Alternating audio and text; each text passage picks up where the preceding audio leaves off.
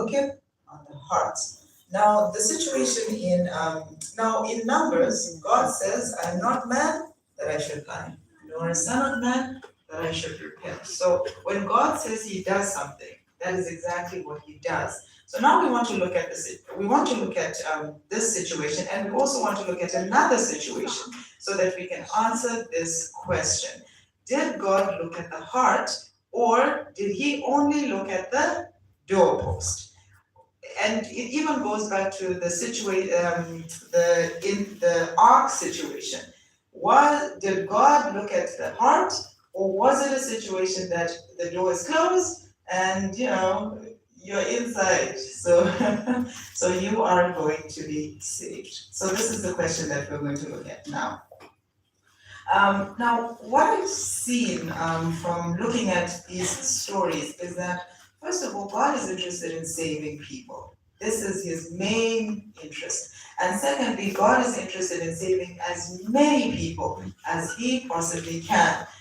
The only reason why he saves few people is because few people choose to be saved. But his idea is that he wants to save everybody. Everybody.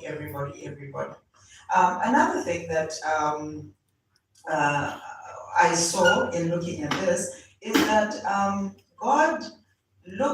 God considers the amount of information that you have at that time, and he uses that to make decisions and choices regarding your life. He doesn't judge you according to what he knows you are going to do in the future, but he makes decisions and choices based on your state, like what you know at that time and what you do with the information that you have at that time. Okay, so I want to ask you, are there situations in the Bible where somebody was healed not because of their faith, but because of somebody else's faith? Do we have situations like that in the Bible? Yes? I'm seeing this. The paralytic was lowered by his friends. Jesus healed him because he honored the faith of his friends. Amen. Any other situation? Any other situation where someone was saved because of somebody, or someone was healed because of the centurion's servant? Yes, the centurion's servant was not healed because of his faith, but he was healed because of the faith of his master. Now let's go back to that scenario where we talked about where the children of, now okay, first of all let me ask this question. Did the children of Israel believe that God was going to do what he said he was going to do? Yes, they believed that. So did they have faith? Yes, they did have faith, which is why they did all these things that God required them to do. What about the Egyptians that went to the Israelites' houses to hide? Did they believe that God was going to do what he said? Yes. Okay, how do we know that they believed? Because the expression of their faith was seen in their obedience. Yes, because they have, and also because they have seen what God has done, and yes, before. So they were sure that if Moses said tomorrow there are going to be frogs, and there were frogs. If he says tomorrow at midnight the firstborn is going to die, then it is going to happen exactly like it happened. So the reason why they went, now yes, we were talking about in our previous discussions, we were talking about a situation where someone comes into the house reluctantly. They're not really sure. They want to, I'm not sure, but I just want to be safe, just in case. I want to be on the safe side. Let me come. And God